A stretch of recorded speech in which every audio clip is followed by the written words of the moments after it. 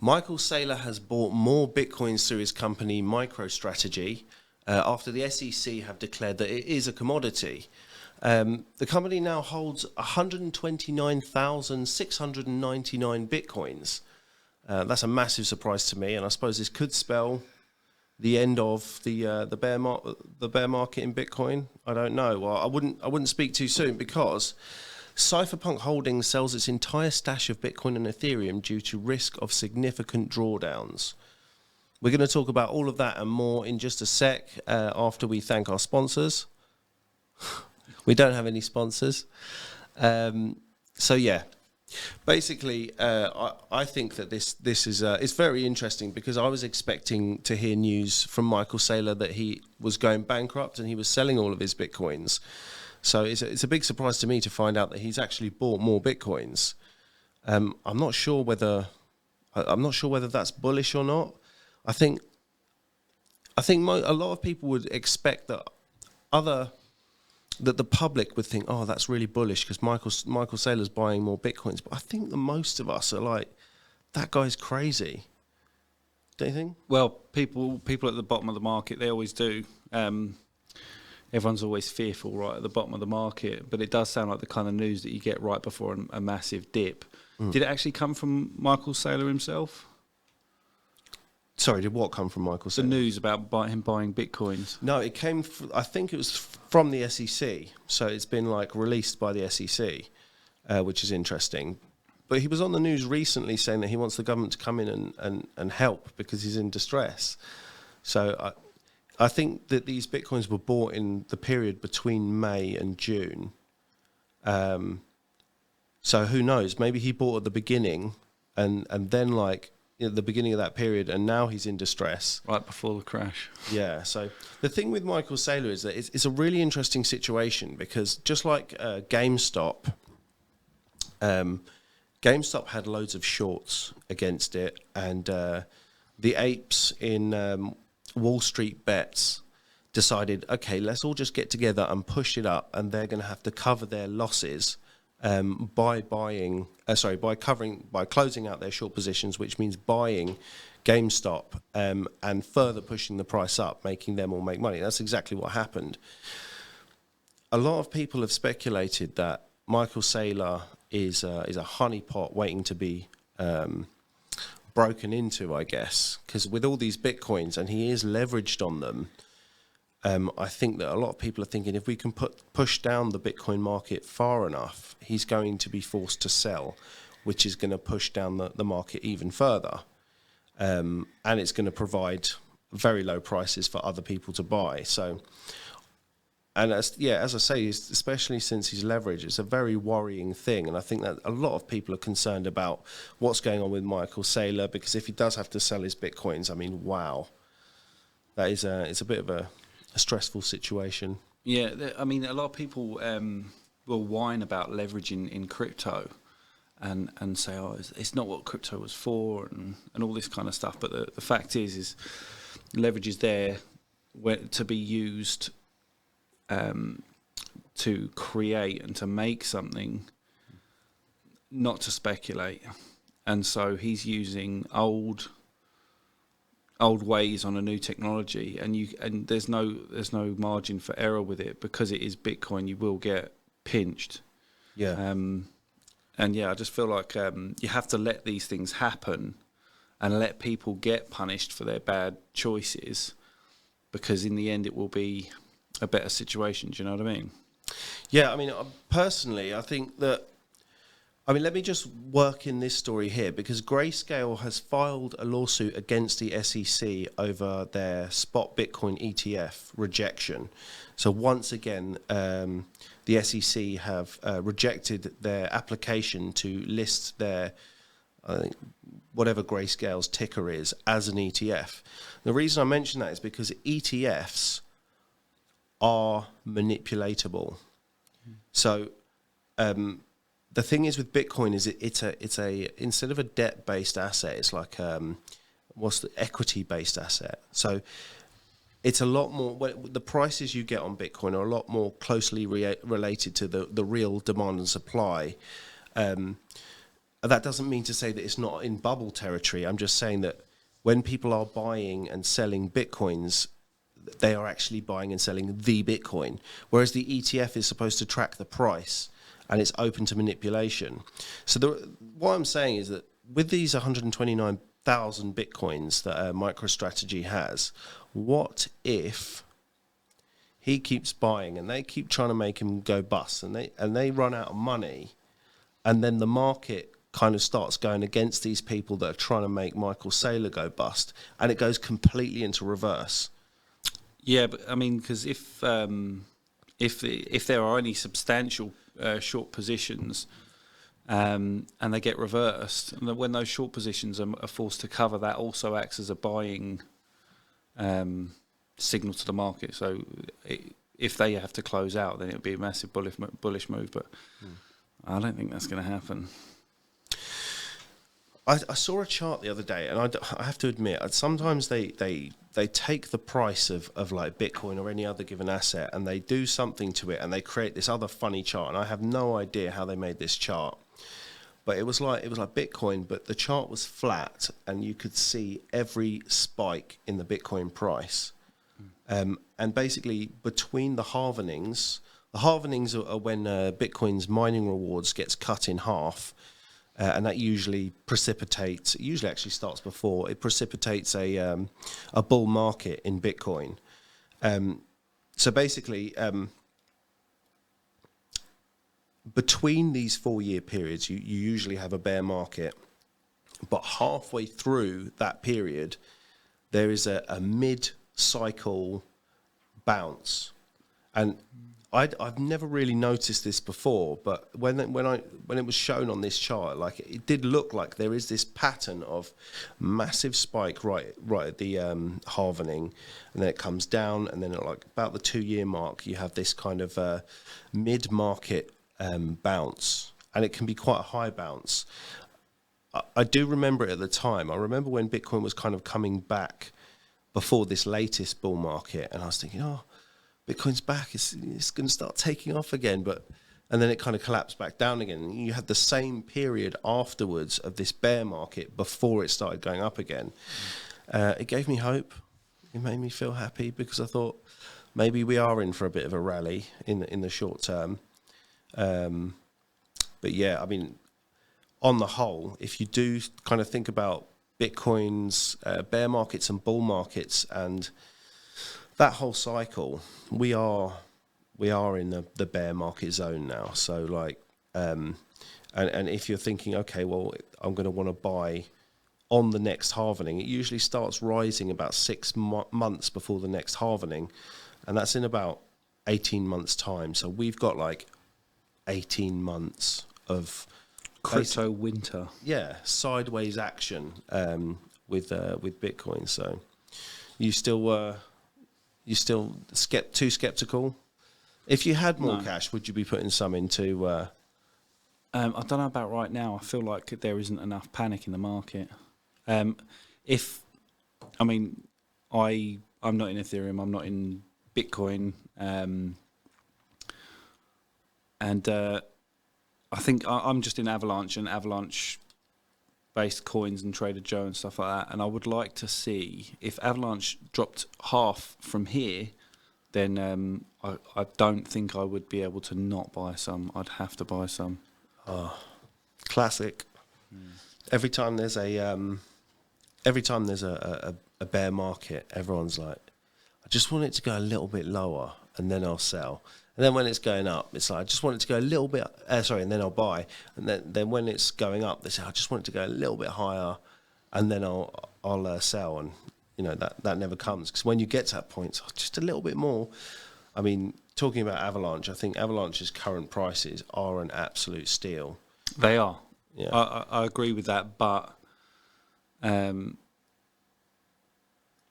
would like to see it even lower. I mean, I say it's an absolute steal. I wouldn't want to buy more. So, I want to be like, oh my God, I'd be stupid not to buy some more. Yeah. At the moment, it is a steal, considering its previous high. It is a steal, but I would like to see it sort of half from here. Where are we at the moment with Avalanche price?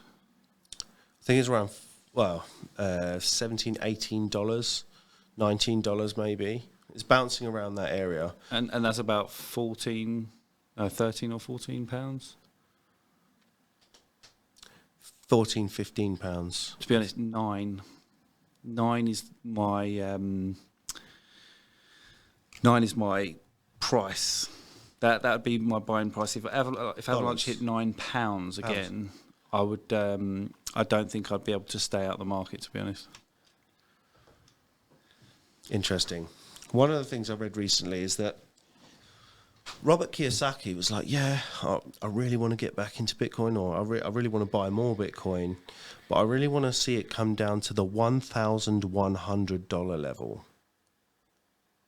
And that struck me, because I'm like, if Bitcoin went down that low, I'd be thinking, okay, it's done now. It's like the game's over, because it's such a massive break in the pattern. And I know that the recent bull market has been a break in the pattern. We didn't see a parabolic blow off top, and that's kind of what I was waiting for. I was waiting for a parabolic blow off top, and that's the main reason why, when that second rise came along, I was believing it could go, was because I've up until this bull market, every time we've had a bull market, it's always ended in a parabolic blow off top, where it's been 10 to 20% gains per day for like 6 or 7 days, and then it just cracks. And that's what we've seen, and we haven't seen that this time. Maybe it's because the market is so massive now that you wouldn't see something like that. I have no idea, but you look at these things and you kind of think, what does this mean? Because like the pattern's broken. I think all of these stock to flow chart things have broken. So, but at the same time, is this a maturing market? We just don't know. But the thing is, if it dropped down to $1,100, that's a 60th of its previous price. Yeah, a 60th. If it's gone down to a 60th, it's like, whoa, can we really do this Bitcoin thing anymore? Goodness gracious me! I hope we don't get there. It does depend, because I think that I should really take a look at the volume, the trading volumes over the course of these bear and bull markets, because I think what generally happens is, because even if you've got, like, say, how many Bitcoin are in circulation? I was like 20. Well, eventually it will be 21 million, but I think it's around 18, 19 million. Yeah. And so you can have all of those coins, but if only 60,000 of them are being traded, you can make it go up and down massively. So you've got a lot of people selling at the moment. And if you watch when the volume comes down, that's when, like in a bear market, when the volume comes down, I would imagine that's when you start to see the price hit the point of the hodlers, the true believers. Because no matter how many Bitcoins there are out there, there are millions of true believers, and they'll be holding on to it. And then the market starts to go stale, the volume, just trading volume, and then they'll think, I'll get some more, it's really cheap. And then buying starts to overpower the selling, and then eventually you start hitting a bull market again. So it would be interesting to look at the volume stats on these bull and bear markets in Bitcoin. Yeah, I mean, that's true. I've always wondered about the volume, like, and how the volume affects, because from what you've said and what I've heard from other people, it sounds like, I don't know, I think it would work in reverse. And I can't actually verbalize what I'm thinking at the moment, but surely when the volume goes down, it could actually move quite significantly. Yeah. Yeah, but I guess that's not a strong move. Yeah, but I mean, it's not going to be like, it can be strong moves, but we're talking about a lot of trading now. So, you know, when so there's some projects that me and you have been into that are like some of these game things. I can't remember what they're called now. These launched games like crypto based and stuff like that. And there's so few participants in the market that single trades make massive a massive difference. But obviously, on more established things like Ethereum, Bitcoin, stuff like that, you're never going to see the volume trade below a certain amount. But when you start to see it get low and the price isn't dropping much, I would imagine you've hit that level where you've got down to the hodlers. Everyone who was like too weak, all the weak hands have sold out, and the hodlers are just sitting there and they're waiting for that bull run, and they might even start buying in. Yeah. I think I'm prepared to say at this stage in the game that I think the bottom is in, and I don't. Yeah, I know. I never make these kinds of claims, but I don't mean that it can't go lower. It's going to go up and down in the current range for a while. I don't think that Bitcoin is going to go below $15,000. I think I know what you mean, but I don't think it will either. But I think that 10,000 is the place where it won't go, and if it does go below there, it will be pushed back above it relatively quickly, and it shouldn't break 10,000 because it's the 5-figure mark. It's the 5-figure mark, and once Bitcoin gets down to a 4-figure mark, that is psychologically a big, like, people think, I can't believe it's that cheap. So yeah, 15,000 is, it's not a psychological level really. I mean, it is kind of around that. It's below the previous high, so that's a good place where buyers like to be, below the previous high. But I think in the economic turmoil that we're in now, I would say 10,000 is the place where you're just not going to see it really go below. Yeah, that's a good point. I didn't quite take into account the state of the markets at the moment with the inflation, and are the central bank's going to raise interest rates? Are they going to drop interest rates? It's the 30th of June, and I'm thinking that it's going to be like that. They're going to bring out the second quarter figures and say, look, we're in recession now, and we could have quite a lot of volatility there. But they always seem to do what you don't expect them to do. So they might, because they've been talking about raising interest rates and stuff, and they might say, yeah, the interest rates are bad, but we're dropping the interest. The figures are bad. We're in recession now. We've had 2 quarters of negative GDP or whatever it is that causes them to decide that we're in a recession, but we're dropping the interest rates instantly, and then you have a positive reaction from the stock market. I just don't know. I do feel like over the next couple of days we're going to have volatility. Why volatility over the next couple of days? Because it's the end of the second quarter. I'm not sure when the data comes out. I would imagine it'd be the first full week. I don't know. The only ones I really know of are the US jobless claims and non-farm payroll, which is the first Friday of the month, except for when it's like the first of the month. So if it's like the first or second of the month, they sometimes knock it until the next week. Yeah. Well, within the next week and a half, 10 days or something. But yeah, I mean, as I was saying, I didn't take that into account because now that Bitcoin is so big and now that it is so exposed to a lot of, what do they call it, like just industry investors, like the old school money, the old school investors, it is going to be very much tied to what's going on in the markets and stuff. So it's going to be more reactive. So yeah, maybe it could go down a lot further.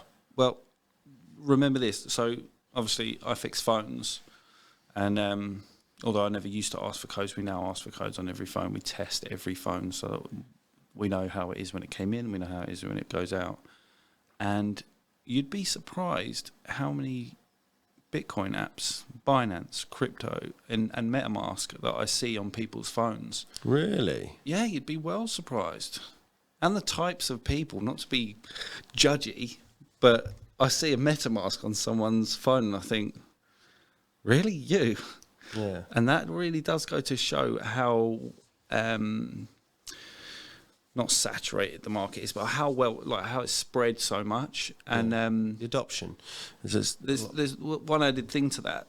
You talk about these investors and institutional money in the market, but Bitcoin hasn't been tested properly by a recession yet, and I would say that, I mean, there was the repo market crash in 2018 that no one knows about. You go and look at 2018, look at any charts in 2018, the Dow, all of that kind of stuff. There was some funky stuff going on. Yeah, and I think there was also a little bit of a yield curve inversion going on there, but no one knows about it, so the public didn't know about it, and this time there's going to be no escaping it, and no matter what happens, things are going to be pretty bad. And this could be great for Bitcoin, it could be bad for Bitcoin. You really don't know how it's going to affect it. So it's just like, be careful. Whatever you do, be careful. Yeah, we're always waiting to hear from the central banks what they're going to do, because that is going to dictate the market. I mean, what a power to have. Obviously, the power to create money out of thin air is quite something. But then to have the power to dictate the movements in the market, like they have prior knowledge. Like the whole thing about markets is like no one's supposed to know. It's supposed to be an emergent price. It emerges randomly through like chaos or whatever. But they can decide. They can say, okay, we're going to whack up the interest rates by 2 base points or whatever they call it. And then all of a sudden, everyone's in panic and everyone's selling. And then the same afternoon, there was too much panic. They can use any excuse they want. And they can say, we've dropped it 75 basis points now. So, and then it starts shooting up again. And we're going to keep it here for the next 3 months. And do you see what I mean? Like, that really annoys me, because as investors, we are trying to decide whether we're going to have inflation or deflation. I mean, if you don't know about investing, like if you weren't into investing before, the whole game for the last several decades has been buy assets and catch inflation in your assets. Like the central banks are like printing money, and all that money just ends up in assets. And so housing, yeah. But they've been, every time we've faced a little bit of a problem, they've reinflated the bubble. They just kept it going, and we've had this really long 2008. Everyone talks about like 2008 like it was the worst thing in the world. No, it was a walk in the park. Like I really don't. It was. Do you know why they say that? It's because it was for us, because we lived in St Albans. Yeah, I think it was a walk in the park. The reason why they say it wasn't a walk in the park was because all of these like massive hedge funds and stuff, they were losing money, and they're like, oh no, it's the end of the world, and we're all like, I'm still going to work, and I'm doing all right. House prices came down a little bit.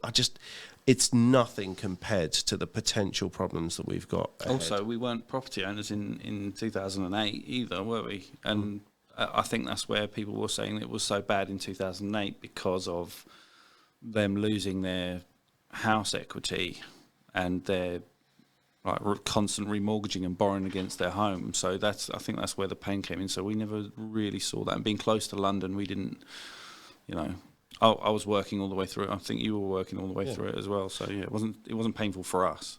Well, actually, no, that's I mean, it goes back to my kind of Bitcoin origin story, but I was doing quite well, and I had a fair bit of money, and I made some really stupid financial decisions, and which would have been fine had I not run out of work, but then I ran out of work.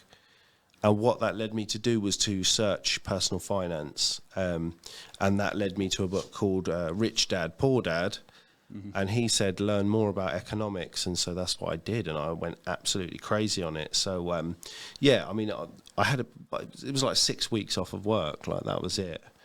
And then it wasn't long before I was, back in work. So, but it was my own financial decisions that amplified the effects of being off work for 6 weeks and led me to start researching into economics and gold and silver, and that's what I was into first, is gold and silver.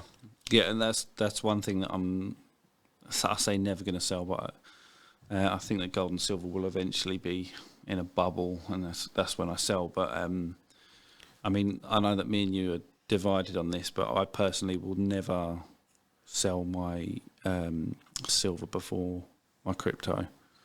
Never. I'd keep on to the gold and silver forever because, well, you know, as Peter Schiff goes on about 5,000 years and all that, but it's legit. It's never failed in all that time. So I'd always hold on to that the most. Yeah, I mean, this is a topic for another day, and I can't wait until that day. But in my opinion, I think that silver is going to trade like an altcoin in the coming years. Yeah. It's going to have massive fluctuations. And, you know, in crypto, when you buy one, you want to get a 10x gain or a 20x gain. You know, I think that silver is capable of 50x gains in the next few years, especially if they keep doing the dumb things they've been doing with the money supply. So, but just to go back to a point of potential positivity in the Bitcoin market, a potential bit of bullishness and a bit of egg on someone's face. Warren Buffett, this is what I was going to tell you before. Go on. So Warren Buffett's Warren Buffett-backed Nubank now offers crypto trading to its 54 million customers. Okay. Well, the thing is that Warren Buffett, he said, if I could buy I can't remember what the exact quote was. This is the clip that I was trying to get work on this blinking system. But he said that if I could buy all of the Bitcoins available for $25, I wouldn't do it. And now his bank, Nubank, is offering crypto trading to 54 million people.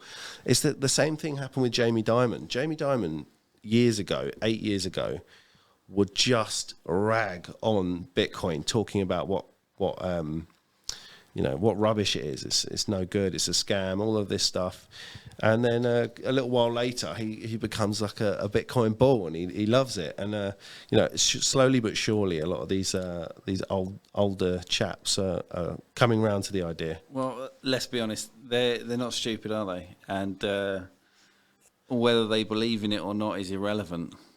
They know there's going to be a lot of money made and a lot of money lost, and they're in it to win it. So maybe he was just he was trying to talk the market down. That's what it was. He wanted to buy some cheap Bitcoins.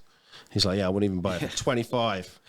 And then this comes out, and he's probably going to be in a press conference, and they're like, oh yeah, you were talking all this smack about Bitcoin, and now you've just you've got this new bank that's I don't know if it's a new bank, but it's called Nubank. So, but you've got this bank that is now offering crypto trading to its 54 million customers. What are you going to do? You're going to sell it? And then he's going to be like, oh, well, actually, I've opened up now the price is lower, and he's managed to buy a big chunk of Bitcoin. He's like, I quite like the idea of Bitcoin now. I think I'm going to buy and hold.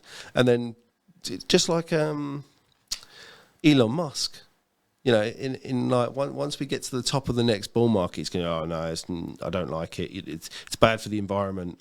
And he's going to talk it down, and after he's sold some, then he's going to buy some more. So, Elon's he's a funny one because, I mean, I would like to say that it's a bad thing, but I would do the exact same thing, and he will just be like, he'll tweet Doge. And then the price will just rocket up, and that he's been just stacking it away, and it will sell right into that rally. How much fun must that be? Seriously, I know. And then he'll go on TV and be like, "Oh no, it's a scam." After he's out of it, and then it all comes crashing back down again, and then he just starts filling back up again. And then he comes back on Twitter and he goes, "Doge." Do you know what I mean? Yeah. I love it. It's funny.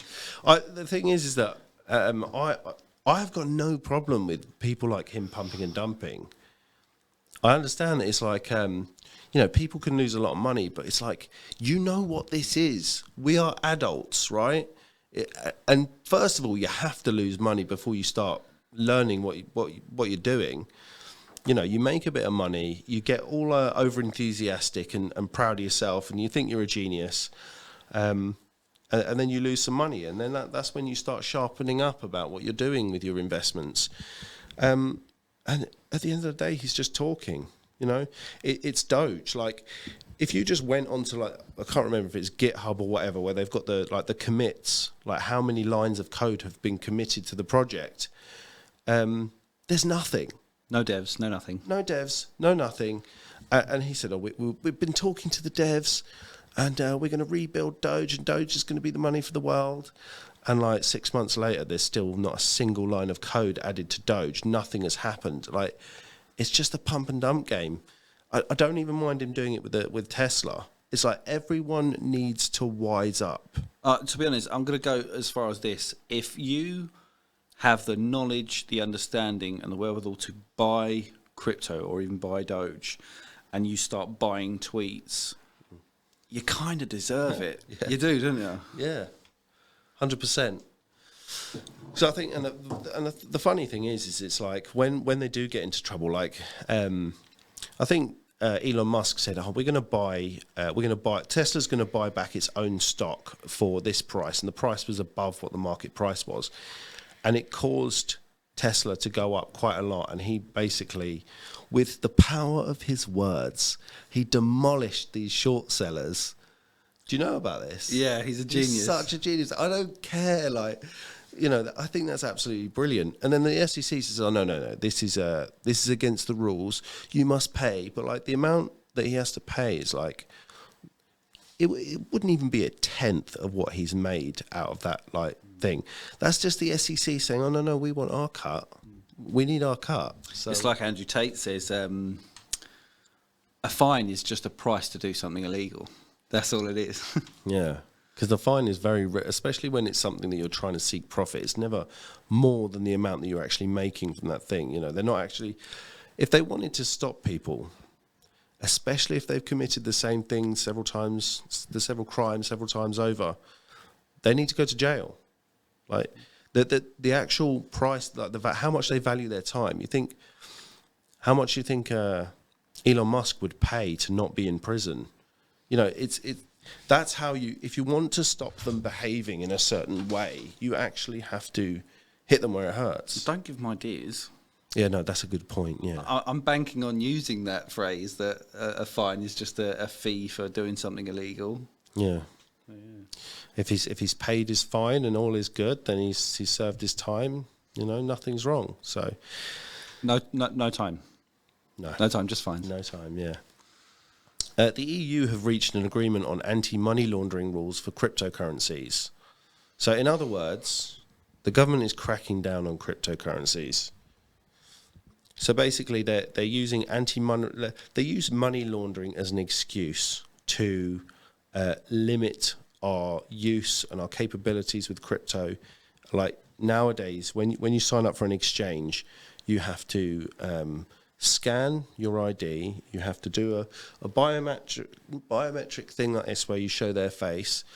You have to give them your rectal temperature, and then they might let you in, and then you transfer some money in and it's on hold for like 5 days, and then you buy some crypto and you can't withdraw it for like 5 days, and it's just getting worse. And that's the kind of thing that's really kind of annoying me about this, is because if they went on a full-on assault on Bitcoin, there would be at least some resistance, but they're just like hacking away. They're just creeping. Oh, they've been doing it for a long time. Yeah, they're just slowly but surely, they're going to make it so that it is completely useless. At least that's the way it seems. I don't know if that's the way it's going to go. I hope not, because if I really did think that it was going to go that way, I wouldn't own any crypto. On the contrary, I wish I'd brought this up now, but ThorChain have managed to create a system where you can buy crypto with fiat without KYC or AML. So ThorChain is a decentralized... With fiat money? With fiat money. So it's a decentralized way of onboarding people into crypto. And I'm just like, I saw this tweet and I replied like, how? How do you do that? Makes no sense to me whatsoever. But whatever it is... so ThorChain, yeah, it's a rune. Rune is the ticker symbol. And I saw this tweet was from Eric Voorhees. I'm sorry that I'm actually just like giving you some homework to go and look, but if you want to look more into it, Eric Voorhees tweeted this within the last 2 days. And I mean, it's fantastic. If we can have more things like that, everything must be decentralized. We need to decentralize money. We need to decentralize markets. We need to decentralize YouTube. Sorry, YouTube. We need to decentralize Amazon. Everything needs to be decentralized. And back in the day, it was like the Wild West of crypto, and like you could just transfer money into an exchange, and buy, and it was nothing. It was just so easy, and everyone's like, "Oh, this crypto is rubbish because like you have to do all this stuff," and I don't like it. It's like that's not crypto. That's the government. Such a pain. Anything to say about that, Lawrence? I think that I don't know why they choose some things to creep on and some things, cause the constant creep of regulation, just like hacking away at the shins of crypto. Whereas like in the UK, it makes me think of those electric scooters, because they're economical, they're green, so-called green, and they don't go that fast, and they're just great. They're perfect. I mean, could you imagine how much you could like declog these cities with these scooters? And the UK, because it's like going against the oil industry, the UK government just like, and they're banned. You think that's what it is? 100%. You see all these posts on Facebook of police like confiscating scooters. Like, well done, buddy. You confiscated a scooter. It's so funny because I was literally thinking about this the other day. Like, it's such a bizarre thing because these segways, like, they're kind of like, they were changing like the landscape. Like, it's kind of like we live in the future now. When you see someone on their little Segway, and then exactly as you say, they're not big, they're not too fast, they're not really dangerous, and like they're amazing. Yeah, you can't have them. You can't. I know, it's just such a strange thing. But at the same time, one of the reasons, the reason I started thinking about this is because whilst I was cycling home, I saw a student. Before you go on to the cycling home, I should clarify, it's not because it goes against the oil industry. It's because now it's less than half, believe it or not, but for the past 20 years, much more than half of what we pay in fuel was tax. And so they're not going to really allow things that are going to affect their revenue, are they? They're going to be like, hang on a second. No, it's banned. There's many incentives. There's many things that it could affect. And the fact that they managed to pull it off without any argument, no one was like, hold on, it's green, it's awesome. Like, why? It's crazy. I wonder if they're still, I don't even know, but I wonder if they are still like legal in America. Maybe it's just here in the United States. Well, at least people in America would actually kind of, they don't stand up about their taxes much, but they, like when the government like really take the mick, they actually stand up and do something. Whereas we're in the UK, we just pull our pants down and bend over and take it. Yeah. We are getting this is like we keep going into politics rather than... Sorry, you were saying riding your bike. Yeah, so I was riding my bike home and I just saw this like student. Bicycle. He must have been about 15 years old or something, and he was like riding his scooter up the hill with his uniform on, and he was a little bit podgy. Yeah. I was like, dude, get off your bike. Yeah. Sorry, get off your scooter, get on your bike, or walk. I mean, I don't know, it's not, especially if you're walking, it's just not that hard. You're saving time. I'm not going to let my kids get they can have scooters and they can do it, but they're not going to go to school on them. They're not going to, do you know what's funny is that we've just said about how they're illegal and yet we still see people using them.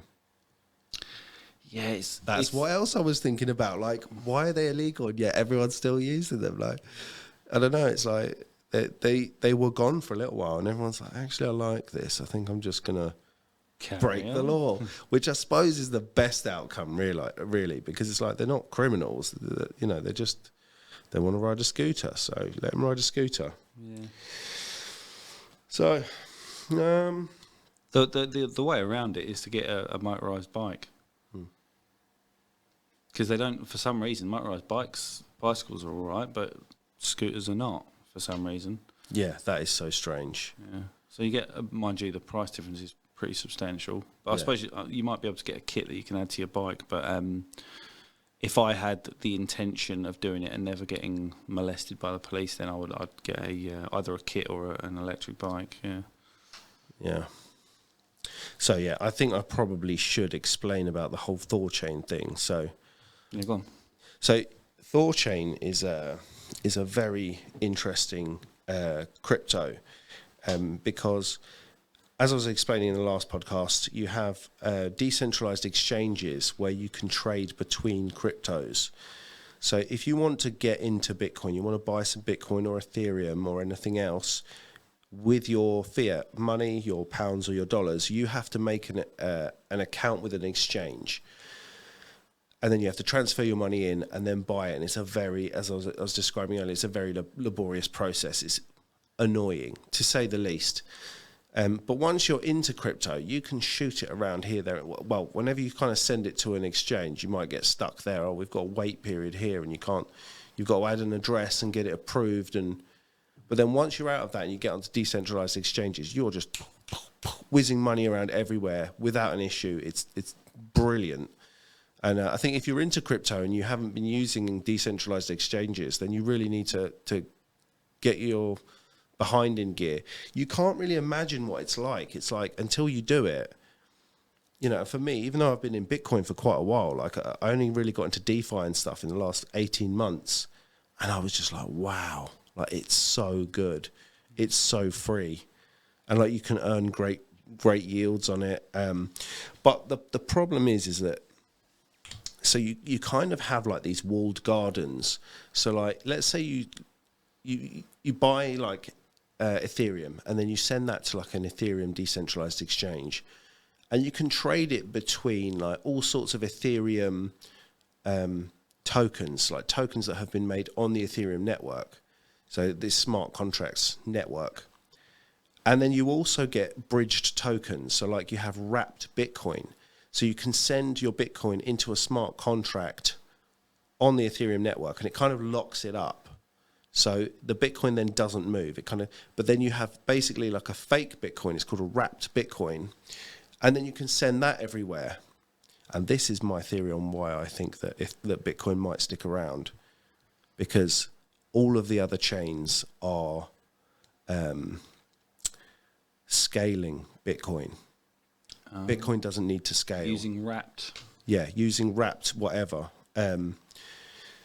So and a lot of chains are increasing the number of bridges they have on them. So like Avalanche have got a Bitcoin bridge, they've got Ethereum bridge. I'm not actually sure if they've got much else, and it's one of these things that I wish they would get into and get more bridges so that you can send other network coins directly to it. So it's like Phantom. You can. So Phantom is a very good one. Like Phantom has got you can bridge all sorts of different things. Not just that, you can actually bridge like native tokens. So tokens on the Avalanche network, you can then bridge into the Phantom network. But you can't just send everything to everything. That's the kind of thing. The thing is, we are trending in the direction that one day soon, in my opinion, you will be able to send everything to everything. The difference with Thorchain is that you can send Bitcoin to a decentralized exchange on the Thorchain network, for example, ThorSwap. And you can earn money on your Bitcoin, and it's not a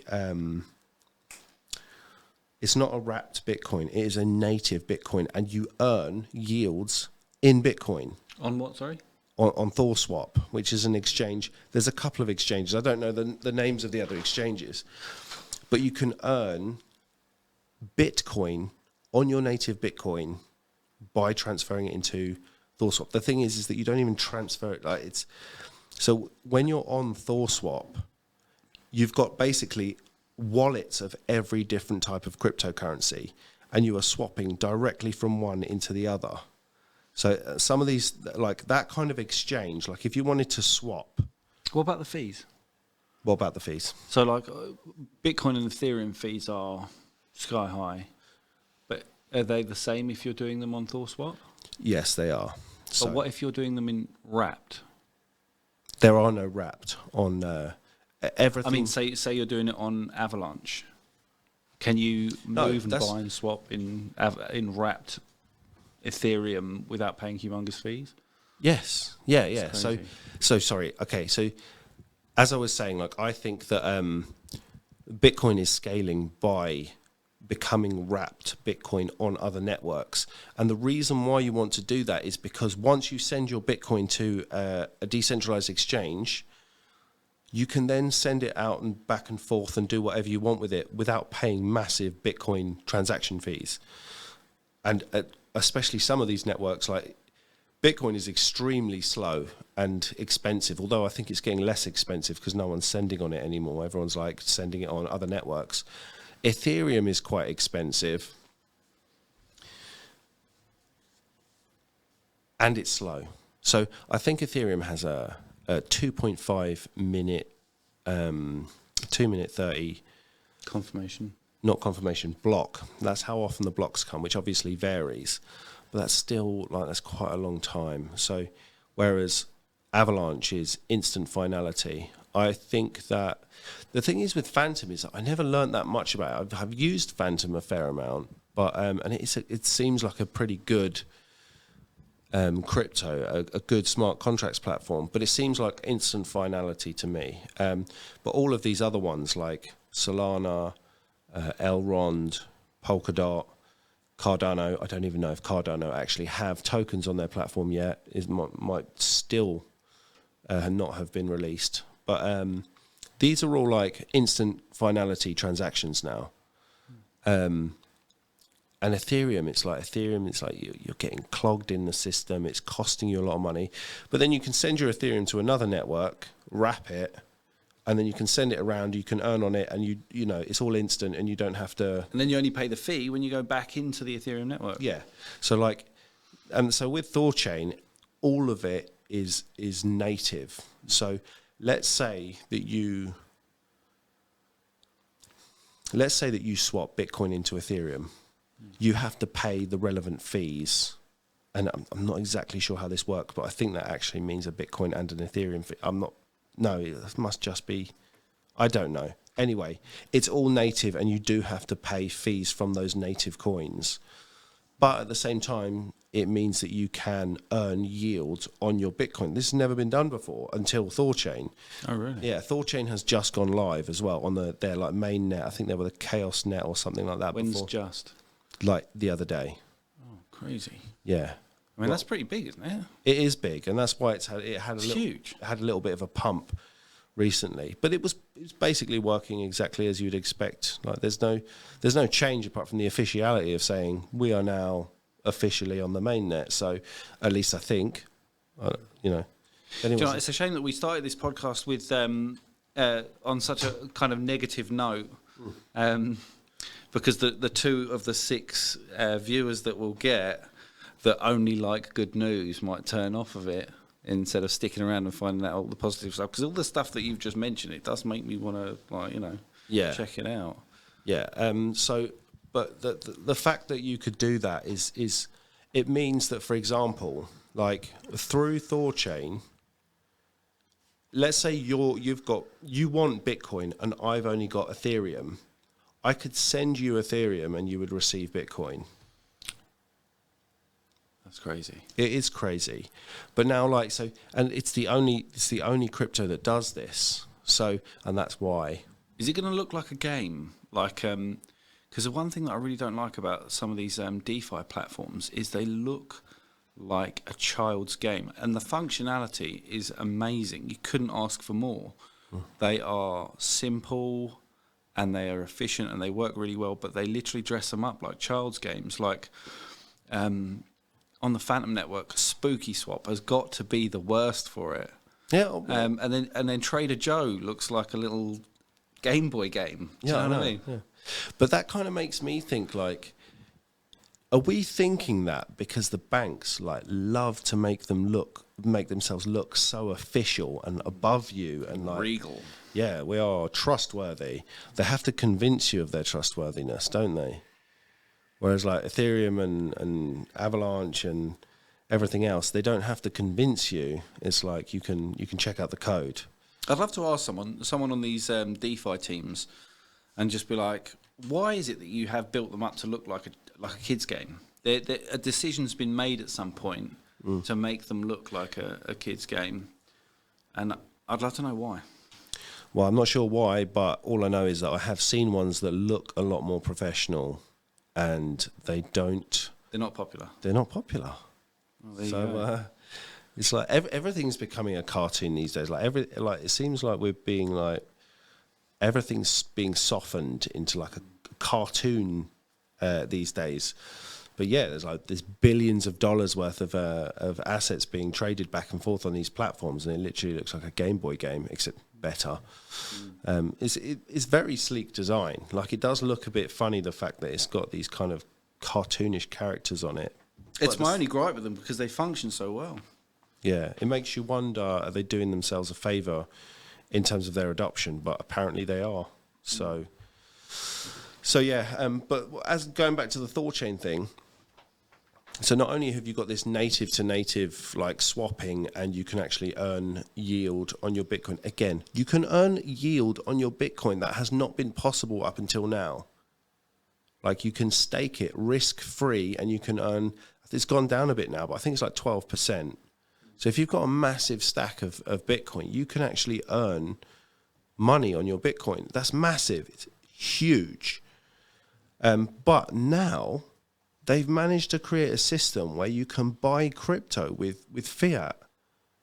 And I'm just like, mind blown. I'd love to know how that works. I know.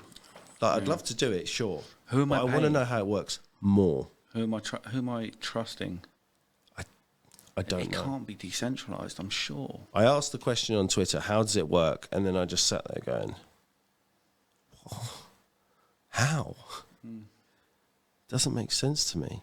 Unless they mean you have to go meet someone and give them some cash, and then they send it to you. So even then, that's kind of so yeah, not reliable. Do some research on ThorChain, and that is why I said do some research. I didn't say buy it, but I hold some, and I'm not a financial advisor, and I lose money all the time. So you make money all the time. I make money sometimes. I lose money all the time. But yeah, that's why I'd say do some research on ThorChain and learn about it. It is the only one that does what it is currently doing, and therefore it has a unique value proposition. A unique value proposition that it is proposing to the rest of the whole crypto market, and that's why I think it's a very interesting crypto. I have to admit, I don't have massive bags of it, especially as a percentage of my portfolio, but I feel like I have to have some because it is so innovative and unique. I want some now. Just to talk about one of the problems about it, though, is that it's a lot of code. Rune, that is, yeah. Rune, yeah, Rune. So what's a lot of code? The whole ThorChain thing, and there's a conspiracy theory behind it as well. You want to get into it? Yeah, let's get into it. Basically, so there was a hackathon that was sponsored by Binance, and they were like, see if you can do this thing, let's see if we can transfer native to native crypto, and I think that was it. This is something I read ages ago, but basically what someone had speculated, and with all the information that they'd provided, it was quite convincing to me that basically Binance has developed ThorChain in order to have a decentralized backend that they then plug their whole service into, and they completely just wipe all of their AML and KYC stuff and become the biggest crypto market provider. Because they don't really want to be, doing all this KYC, because people complain about it all the time. Even when I'm using Binance, I'm like, really? You want to know all of this stuff? And they're not doing it because they choose to. They're doing it because they're forced to through regulation. It must be the most, I swear it's easier to get a mortgage. It must be the most ridiculous process of anything you can do now. It is so long to get through all of that. And then once you've done it all, then you wait. It's like if you think, there's great market conditions right now to buy some crypto, and I want to jump in. So you jump onto an exchange and you make an account. It's like, well, you've got 3 days wait, and then by then it's already gone up. It's just, The thing is, the end game, in my opinion, is getting people to accept crypto as a payment for goods. It's not about, riding the waves and,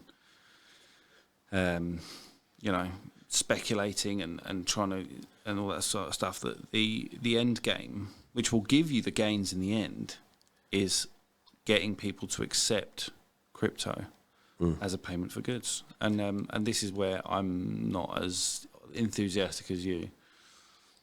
Yeah, well, I think it comes down to volatility, in my opinion. Until the market becomes less volatile, that's not really going to happen. I think it is going to happen, and I think it is happening in all these countries that are experiencing ridiculous hyperinflation. Because, Bitcoin gets cut in half, and they're like, well, so it stayed flat then compared to my currency. So it's either staying flat or it's going up, so I might as well use that. I think that comes with size and usage, like not just people buying and holding and then panic selling and stuff. So it's look at gold. Gold was extremely stable, and now it's volatile. Why is that? I'm not going to lie, I am a big Peter Schiff fan, and I think that gold is not floating. Currencies and economies are floating. And because basically gold was stable for the longest time. And the thing is that currencies aren't supposed to float. Economies are supposed to float. The currencies are supposed to be stable. Yeah, but no matter what you say, gold is going, it is fluctuating significantly with the price. When you compare it to the prices of everything else, you can't say that everything else is fluctuating and that gold is not. It's a case of the usage, the way it's being used, the size of the market, and it's the fact that gold is not stable now is the reason for me why crypto can be stable. Because if it gets closer and closer to the position that gold was in, it will become stable. The other thing that you can compare Bitcoin to is the beginning of oil. So when oil was first discovered as a valuable commodity, the price went, it was constantly going up and down. And companies were making loads of money and then going bust. It was the Wild West. It's exactly what Bitcoin is now. It's the market, human beings are trying to discover what Bitcoin is or what crypto is, because Bitcoin's rubbish, in my opinion. For now. Yeah. Do you know what? There's, I shouldn't say his name because he's banned from YouTube, but Stefan Molyneux, he has done, I remember listening to this podcast about Bitcoin. He's a big crypto fan, and he was making the point that Bitcoin is everything. You can worry about altcoins later, but Bitcoin needs to be used as the battering ram to blow open the doors into mainstream, and then you can worry about altcoins, which I thought was very interesting. Yeah, but you literally can't. Yeah. You literally can't, because the transactions are too slow and too expensive. If you can't buy coffee with it, you can't forget coffee. That used to be the thing everyone say, oh yeah, can you buy coffee with it? As in, are the transaction fees cheap enough? It doesn't really matter if you buy coffee with it. It's well, you can't buy anything under 1,000 with it without worrying about the fees now. So yeah, it's not a currency anymore. It's a store of value, apparently. And you can say, yeah, it's the same for Ethereum. And yes, that is true. It is the same for Ethereum. But the Ethereum developers have at least said that they don't like that and they're trying to fix it. The Bitcoin developers have said, we are keeping it this way. We're going to keep the transactions slow. We're going to keep them expensive.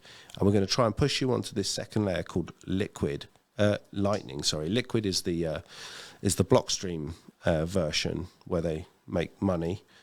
But Lightning it's not decentralized and it's not permissionless. So, and I haven't even looked into Lightning. Everyone's like, if any Bitcoin people actually listen to this, oh, Lightning, no, it works now, and blah, blah, blah, blah. You just have to install a node and carry around a Raspberry Pi and you know, rub your lamp or something. Your new credit card is a Raspberry Pi.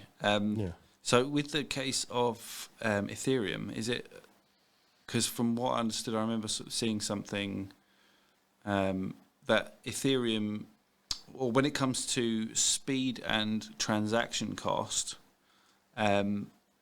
it's a trade-off between speed and low price or security.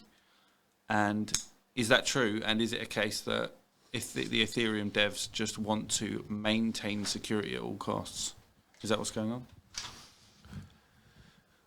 Sorry, can you rephrase the question? Do you mean just re-ask the question? Yeah. So the Ethereum, I saw something once that the trade-off is either security or speed and low transaction fees. And from what I understand, which is very little, that the devs at Ethereum are trying to maintain security at all costs. They want to move in the direction of speed and low cost, but they're really trying to look after the security aspect of it. Yeah, so they're basically they're gun shy with their updates because they're like, look, we're handling billions of dollars worth of people's money, and we just can't fly with changes so quickly and easily. So, and you know, fair enough. It's just that it means that a lot of the smaller smart contract networks are implementing new innovative ideas really quickly, and then the next one, the next one, the next one. So they're 10 steps ahead, and like Ethereum's still trying to like. At the same time, I mean, the scaling thing has been a big problem, even with these newer cryptos that have been saying, "Oh, we can do this, that, and the other." EGLD, which is Elrond, which we're probably going to talk about on another podcast, is the one that seems to have cracked the nut of scaling and security and decentralization. So it's the trifecta. So it's going to be decentralized. It is decentralized, and it is secure. So that they've created this system called sharding. Well, they didn't create it. Sharding has been around for a long time. Sharding is basically what Ethereum is doing. They've got a slightly different system of sharding. They've implemented their system of sharding in a way that seems to be very, very good. There are a few issues with Elrond/EGLD, but it does seem like a very good project. So, and as I say, like they want low fees, fast transactions, decentralization, security, like indefinite security, because there's certain situations that can cause a problem down the line. Like you can see, that's never been a problem so far, but you know, if we keep going down the way we are, that's going to be a problem. Whereas they're like looking ahead, they've created it in a way that's like there's no problems. They do have one issue, which hopefully they're going to be fixing. Actually, two issues. So apparently they need to improve their governance, the way they govern the token. They need to make that slightly more decentralized to basically make it a perfect crypto. So, and I don't own any of that yet. I want to buy some, and I will be buying some. We need to wrap this up. I was wondering if you wanted to go over these great points, because the past half hour we've been talking really great stuff. So obviously you've just mentioned Elrond. Elrond, yeah. So it's quite new to me. Like, well, you've just mentioned that one. Go move on to the. So you got ThorSwap. Yeah, ThorSwap, which is Rune. ThorChain, sorry. ThorSwap is the decentralized exchange on top of the Rune, on top of the ThorChain network. Like the way we were talking about on the previous podcast, the Joe exchange and token is on top of the Avalanche network. The same way, like Uniswap is the decentralized exchange and token on top of the Ethereum network. So yeah, ThorSwap is the exchange. I think so that Thor, like their token is Thor. So you'd think ThorChain would be Thor, like the ticker symbol would be Thor, but it's not. Thorchain is Rune for some reason, and ThorSwap has got Thor, which is a little bit annoying. That confused me when I first started getting into ThorSwap. So, but yeah, no, that's a great project. I really want to look into more things that are like, I don't. All of these ones are like, we're going to be like the crypto of this industry, and we're going to be the crypto of that industry. Like it's not really, it doesn't really turn me on, to be honest. Whereas something that's got like a really unique use case, and it's like it's trying to achieve the original thing of Bitcoin, which is free money for the world, but they've managed to crack it in a different way, like Thorchain managing to make an onboarding system for fiat in a decentralized way, which is just mind-blowing. Yeah. I remain skeptical about that one, but yeah, I'm hoping to find out. But I feel like, I mean, it sounds like magic to us, doesn't it? It does sound like magic to me. So yeah, I think once we figure out how it actually works, it's not going to be so amazing, and it's going to be problematic, I think, anyway. All right, cool. Anyways, it sounds like we're waffling on. I feel like we're waffling on. So click subscribe. That'd be sweet, dude. And hit the bell. Hit the bell and the bell icon. Cool. Catch you later.